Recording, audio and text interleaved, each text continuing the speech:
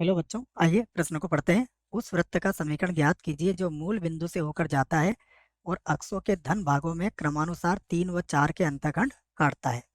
प्रश्न को हल करेंगे, परंतु उसके पहले मुख्य अवधारणा लिखेंगे। तो मुख्य अवधारणा इस प्रश्न के लिए, मुख्य अवधारणा में हम वृत्त का समीकरण लिखेंगे जो कि व्यापक रूप में होता है।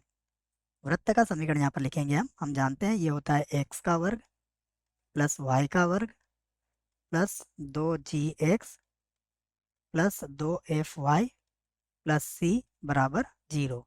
ये होता है वृत्त का समीकरण। इसका जो केंद्र होता है, इसका केंद्र होता है माइनस का जी माइनस का एफ, तथा इसकी जो त्रिज्या होती है उसके लिए यह सूत्र होता है जी का वर्ग प्लस एफ का वर्ग माइनस सी। अब हम प्रश्न को हल करते हैं। तो यहाँ से हम प्रश्न को हल करेंगे।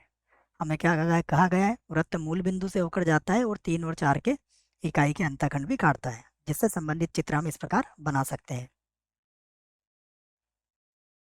ये मान लीजिए हमारे पास कोई वृत्त है जो मूल बिंदु से जाता है और इस पर 3 और 4 इकाई के अंतःखंड काटता है। अर्थात ये जो बिंदु होगा ये 3, 0 होगा, ये बिंदु 0, 4 होगा और ये बिंदु मूल बिंदु होगा।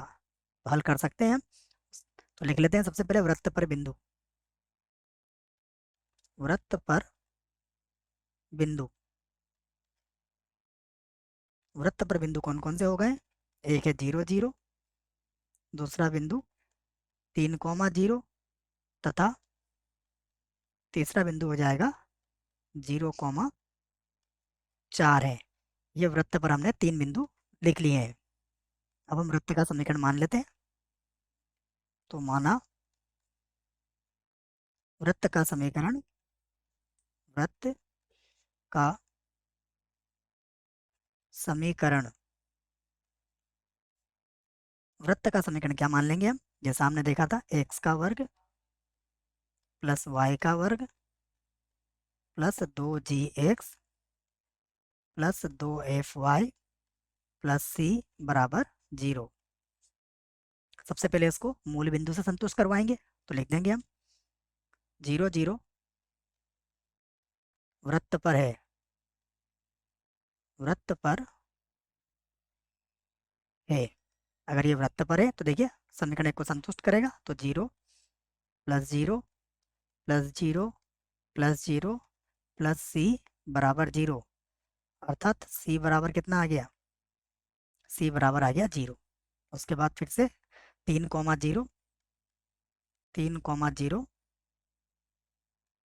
वृत्त पर है। इसका अर्थ ये हुआ कि 3, 0 भी संतुष्ट करेगा। तो 3 का वर्ग कितना हो जाएगा? 9। वाई का मान 0 होगा। उसके बाद हो जाएगा 6 जी, फिर 0 हो जाएगा। सी का मान भी कितना है? 0। और बराबर भी कितना हो गया? 0। तो यहाँ से 6 जी बराबर हो गया माइनस का 9। तो जी बराबर हो गया, 3 से काट देंगे। 3 का पढ़ा 3 बार बोलने पर और 3 का पढ़ा 2 बार बोलने पर।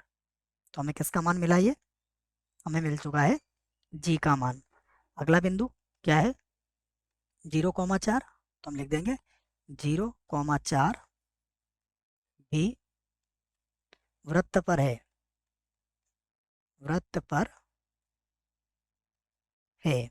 इसका अर्थ हुआ कि पहला 0, फिर 4 का वर्ग हो जाएगा 16, उसके बाद फिर से 0 और प्लस ये हो जाएगा 8f प्लस सी का मान भी क्या है? 0 है और बराबर हो गया 0।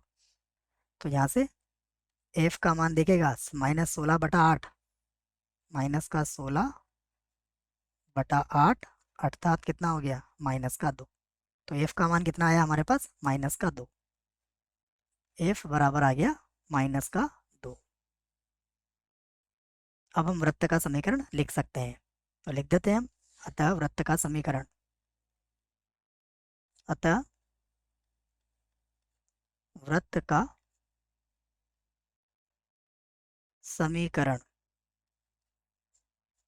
वृत्त का समीकरण हो जाएगा एक्स का वर्ग प्लस वाई का वर्ग प्लस 2।